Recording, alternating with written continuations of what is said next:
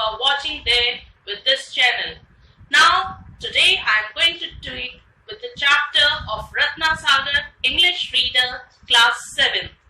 The chapter is the second chapter of the book and the name of the chapter is Gulli Danda. Its writer is our own Hindi poet and the writer Prem Chand. This chapter, Gulli Danda, is a famous village game. It was played in rural areas. जी हाँ, विलेजों में खेला जाने वाला बहुत ही मशहूर खेल है. बहुत ज्यादा लोग आजकल इसे नहीं जानते हैं और आप आजकल के मोबाइल के बच्चे तो शायद ही इसे जानते हैं, पर बहुत ज्यादा दूर जाने की जरूरत नहीं है. अगर आप इस अपने मम्मी पापा से पूछें तो वह जरूर आपको अपनी बचपन की यादों में बताएंगे कि वह गुल्ली डंडा गांव में खूब खेले हैं. और you will be even surprised to know that it was played in the American countries and the South Asian countries like Cambodia, Italy and many other such countries. जी हाँ, विदेशों में भी ये इतना ही लोकप्रिय है और आज भी गांवों में आप इसे बच्चों को खेलते हुए देख सकते हैं. इस गेम में दो चीजों की जरूरत होती है, एक छोटी लकड़ी और एक बड़ी लकड़ी. जो छोटी लकड़ी होती है उसे गुल्ली कहते हैं और बड़ी लकड़ी जिससे छोटी लकड़ी को मारा जाता है, बिल्कुल जैसे आप क्रिकेट में बॉल को मारते हैं, तो बड़ी लकड़ी जो है वो क्या कहलाती है? डंडा. बिल्कुल. और ये कहानी, गुल्ली डंडा की कहानी जो है दो कैरेक्टर्स के चारों ओर घूमती है और वो दो कैरेक्टर्स हैं हमारा राइटर खुद और उनका एक दोस्त, बचपन का दोस्त जिसके साथ वो गुल्ली डंडा खेला करते थे. वो दोस्त है गया जो गुल्ली डंडा का मास्टर था. तो शुरू करते हैं हमारा चैप्टर. तो आइए शुरू करते हैं हम अपना चैप्टर गुल्ली डंडा. इसमें पहला जो हमारा किरदार है गया, ये बहुत ही मास्टर है गुल्ली डंडा खेलने में. और जो हमारा राइटर है उसकी क्या आदत थी कि वो खाली फील्डिंग ही उसमें उसकी बारी आया करती थी. जब गया जो है उसका बचपन का दोस्त था और ये दोनों एक गांव में रहते थे. एक बार की बात क्या हुआ, जो और दूसरे दोस्त थे वो बिल्कुल खेलने नहीं आ पाए, तो इन दोनों को ही खेलना पड़ रहा था. उस दिन गया जो है पूरे अपने जोश पे था. He was all at its best. अब जो कि गया एक बेस्ट फील्डर है, इसलिए अब फील्डिंग जो बेस्ट प्लेयर है, तो प्लेयर होने के नाते उसकी खाली बैटिंग ही बैटिंग चल रही थी. और हमारे राइटर साहब, बिल्कुल फील्डिंग करना किसी को भी नहीं पसंद. अब हमारे राइटर को उस दिन फील्डिंग करनी पड़ रही थी जो उनको बिल्कुल पसंद नहीं आ रहा था. वो बार बार इस खेल को बंद करना चाह रहा था, लेकिन गया बिल्कुल जो बैटिंग पे चढ़ा होता है वो कभी अपनी पारी नहीं खोना चाहता. और गया जो कि खुद उनका दोस्त था वो बैटिंग पे चढ़ा हुआ था और बेस्ट प्लेयर भी था, तो वो उनसे चाह रहा था राइटर से कि वो अपना गेम फिनिश करके जाए और उसे आउट किए बिना वो नहीं जा सकते. और राइटर बार बार विनती करता रहता है कि now it's over, I am very much tired, मैं बहुत थक चुका हूं, तो please let's just stop this game here. And गया was not able to stop this game at all. जो गया है वो बिल्कुल भी खेल खत्म नहीं करना चाह रहा था जब तक कि वो आउट ना हो जाए. और इतने में जो है राइटर उसे बहुत ज्यादा गुस्सा आ जाता है, तो वह बहुत चिल्लाने लग जाता है. गया जो है वो ये शब्द सुन नहीं पाते, उसका चिल्लाना सुन नहीं पाता गया, तो वो उसे मारता है. उसका मारना देख करके राइटर भी उसे थप्पड़ लगा देता है और यहाँ शुरू हो जाती है दोनों में हाथापाई. बिल्कुल जी हाँ, बचपन के दोस्तों की हाथापाई शुरू हो जाती है और फिर दोनों क्या है, नाराज होकर अपने अपने घर चले जाते हैं. ऐसे ही कई दिन बीत जाते हैं. अब राइटर जो है वो उसके पापा का ट्रांसफर हो जाता है और वो यहाँ से अपने इस गांव से दूर चला जाता है. दूर जाने के बाद राइटर वहां पढ़ाई में बिजी हो जाता है और इस तरह 21 years पास्ट, 21 साल गुजर जाते हैं। अब जो हमारा राइटर है वो अब इंजीनियर बन चुका है। Yes, he has now become an officer and Gaya is same the usual own laborer working in the village। जी हाँ, गया उसी गांव में वो रह रहा है जो अब क्या है, एक सेवक की तरह से वहां काम करता है।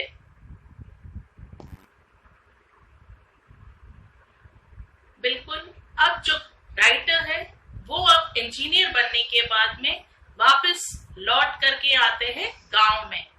गांव में वो रहते हैं एक डाक बंगलो, बिल्कुल जी हाँ, सरकारी बंगला जिसमें उस राइटर को रहने का मौका दिया जाता है। अब वापस अपने पुराने गांव आकर के उन्हें वापस अपनी बचपन की यादें और अपना बचपन का दोस्त गया जिसके साथ वो गुल्ली डंडा खेला करते थे वह याद आता है। वो गांव में सैर को निकलते हैं, देखते हैं yes the own same gulli danda was being played by the village boys। जो गांव के कुछ लड़के हैं वो गुल्ली डंडा खेल रहे हैं। then he called one boy and asked if he knew the boy गया, कि उसे पूछते हैं कि क्या तुम गया को जानते हो। then the boy just called गया and गया soon appeared। अब गया जो है उनके सामने आता है और दोनों एक दूसरे को पूछते हैं कि क्या वो एक दूसरे को पहचान रहे हैं। बिल्कुल जी हाँ, उनका पुराना दोस्त गया उन अपने साहब को पहचान जाता है और उसे कहता है बिल्कुल मैं आपको कैसे भूल सकता हूँ।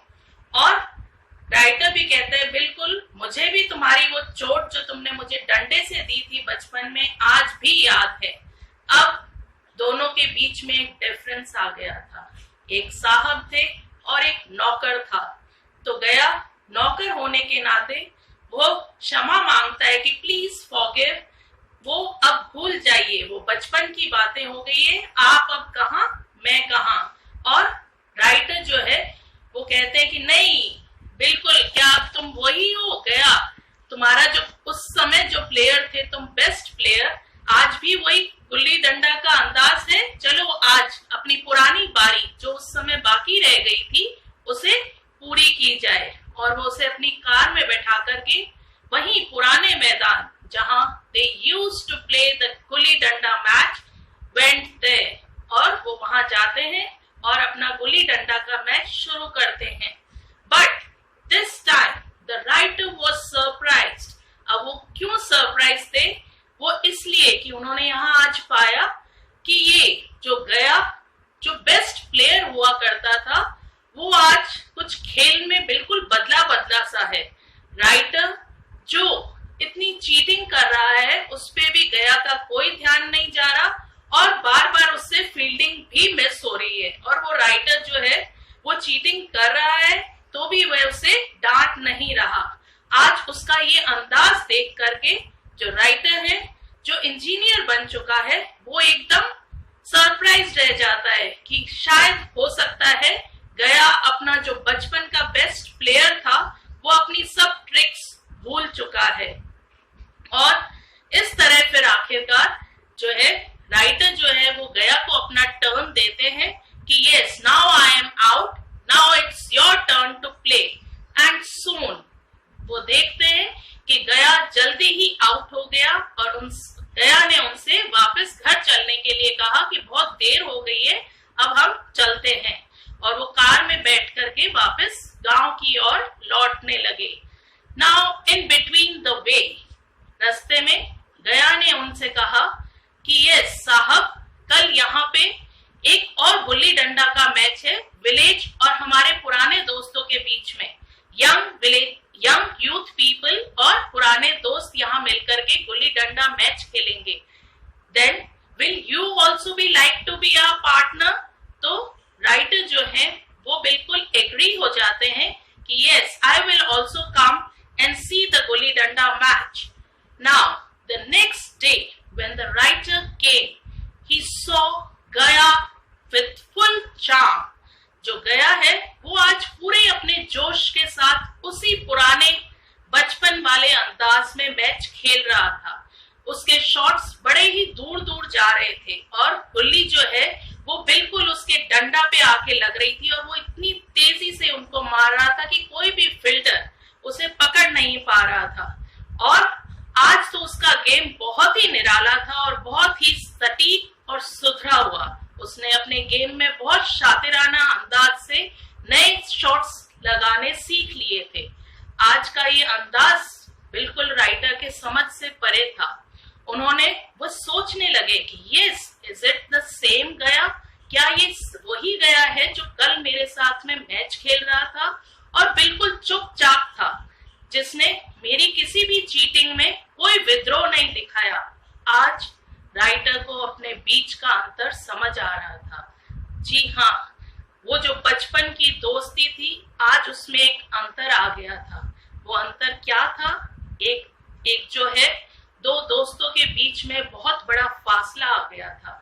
वो फासला था नौकर और मालिक का फासला। जी हाँ, the one was the officer and the one was the servant.